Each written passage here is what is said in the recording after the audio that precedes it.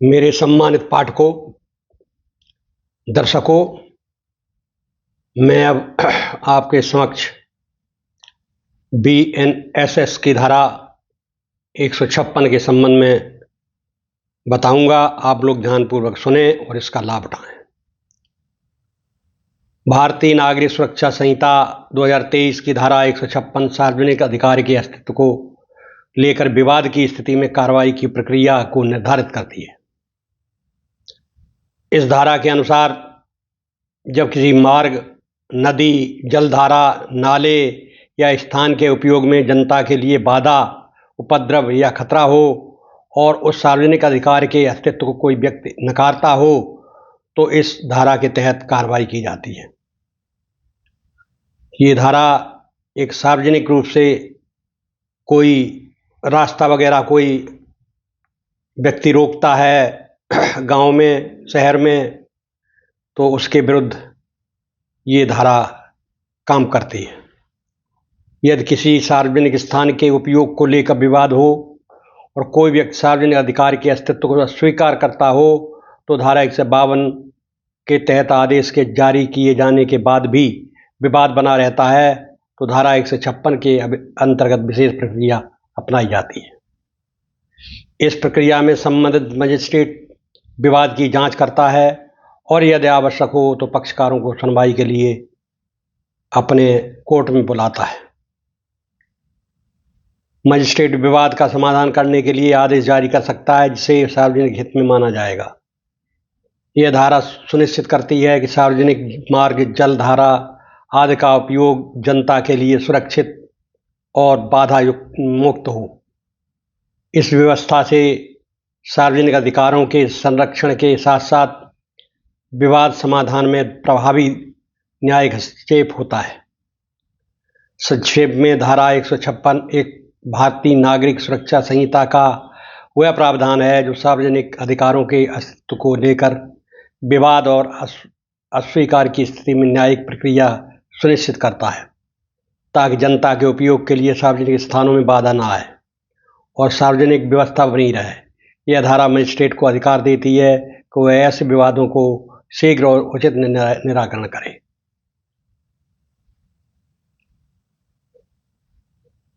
अब मैं आपको बताऊंगा कि इस धारा के प्रमुख बिंदु क्या हैं।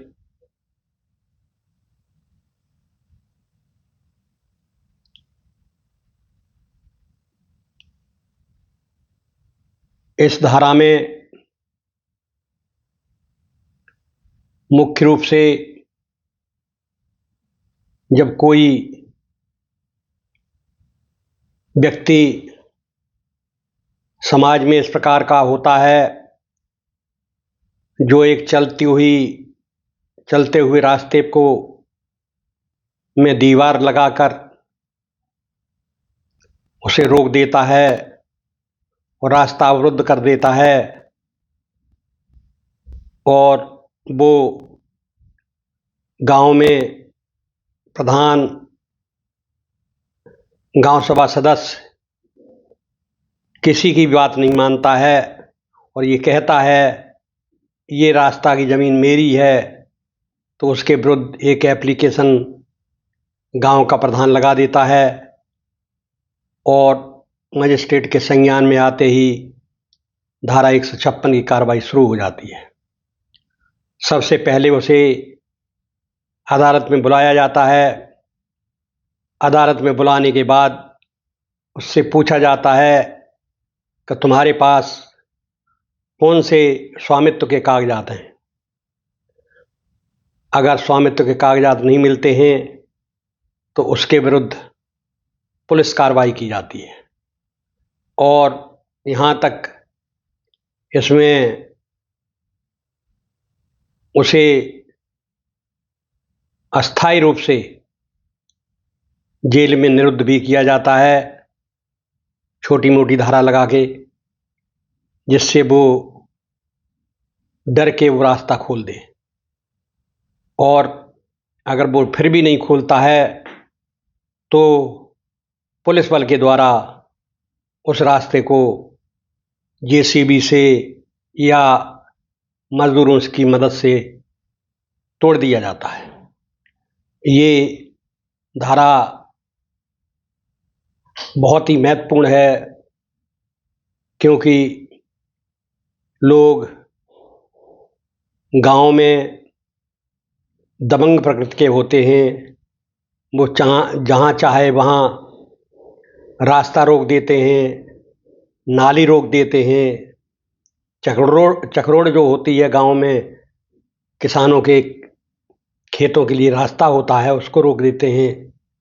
तो उनके प्रति ये कार्रवाई की जाती है।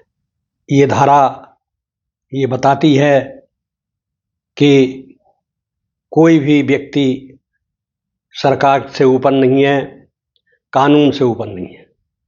इसलिए मैं तो एक एडवोकेट होने के नाते ये अपील करते हैं ऐसे लोगों से कि सार्वजनिक रास्ता, चकरोड़, इन चीज़ों को रोके नहीं और अपना शांतिपूर्ण जीवन व्यतीत करें। क्योंकि जब भी कोई व्यक्ति प्रशासन की नज़र में आ जाता है तो वो एक मामले में नहीं होता है, फिर उसके पीछे पुलिस कई मामले लगा देती है। इस प्रकार आपने देखा कि धारा 156 बहुत ही कड़ी धारा है।